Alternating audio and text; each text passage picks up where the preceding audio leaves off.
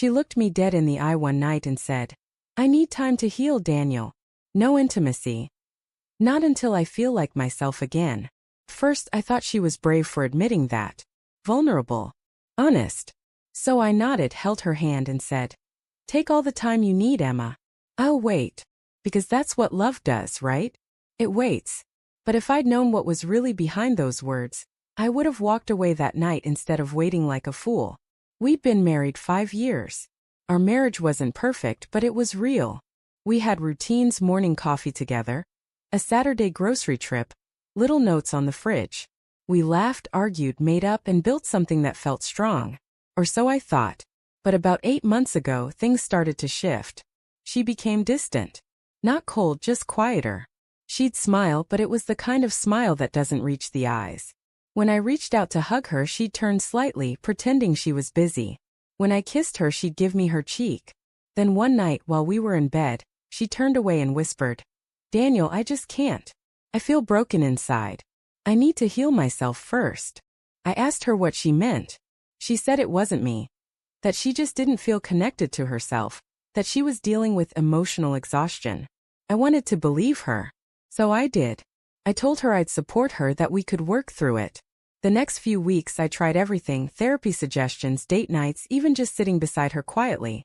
But she withdrew further. She'd go on long walks alone, start staying late at work, spend hours scrolling her phone in another room. Something in me started to ache. You know that feeling when the person you love is right there, but it feels like they've already left? One night, I walked into the kitchen around 11 p.m. and heard her giggling on the phone. A sound I hadn't heard in months. Her laughter used to fill the house, and now suddenly it was back. But not for me.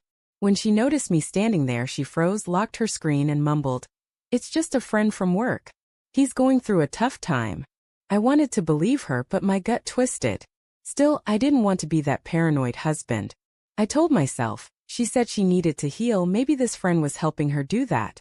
Weeks passed and she grew more secretive. Her healing looked a lot like distance.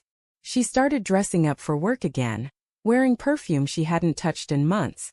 When I complimented her, she just said, "It feels nice to look good for myself again." I smiled, but my heart sank.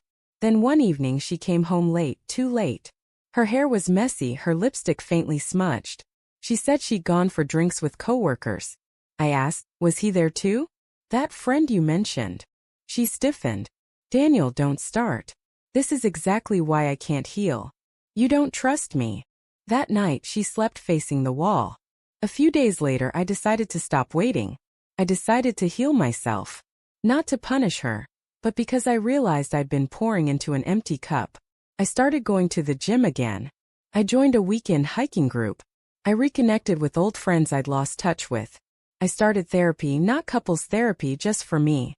And slowly I started to feel lighter. The heaviness that had been crushing me started to lift. Then came the night everything broke. Emma left her laptop open on the kitchen counter. I wasn't snooping, I swear. But when I went to close it, a message notification popped up. It was from him. "Last night was amazing. I think I've finally found my peace with you." I stood there, staring at the screen as my whole body went cold. My hands shook. I opened the thread. Hundreds of messages. Flirty, romantic, intimate. Pictures. Voice notes. All dated from around the same time she told me she needed to heal. That's when I realized she wasn't healing herself. She was healing with him. When she came home that night, I was sitting at the table with her laptop in front of me. She froze when she saw my face. "Emma," I said quietly, "did you heal?" Her face went pale. "Daniel, please, I can explain." "Don't," I said, voice shaking. "You said you needed time. You said you were broken. You said no intimacy, no closeness because you were finding yourself. But all this time, you were just finding him." She burst into tears, begging me to listen, saying it wasn't what it looked like, that she'd felt lost and he'd helped her feel alive again. I just sat there, numb.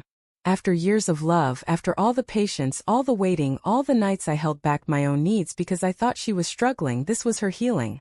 I stood up, walked past her and said, "Then I guess I healed too. Just without you." And I meant it. I packed a small bag that night and stayed at a friend's place. She called, texted, showed up at my door crying. But something inside me had shifted. I was done waiting for someone who already left. Months passed. I didn't rush to hate her.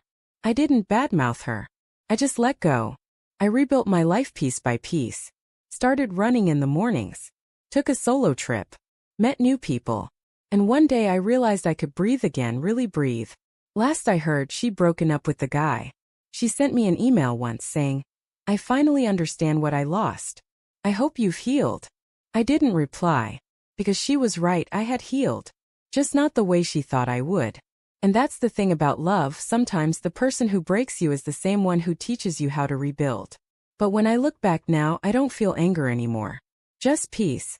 Because the day she said, "I need to heal myself," she unknowingly gave me permission to do the same, and I did. Only difference is, my healing didn't require betrayal. Hers did. And that's why when people ask if I'd ever take her back, I just smile and say, no, I've already healed without her.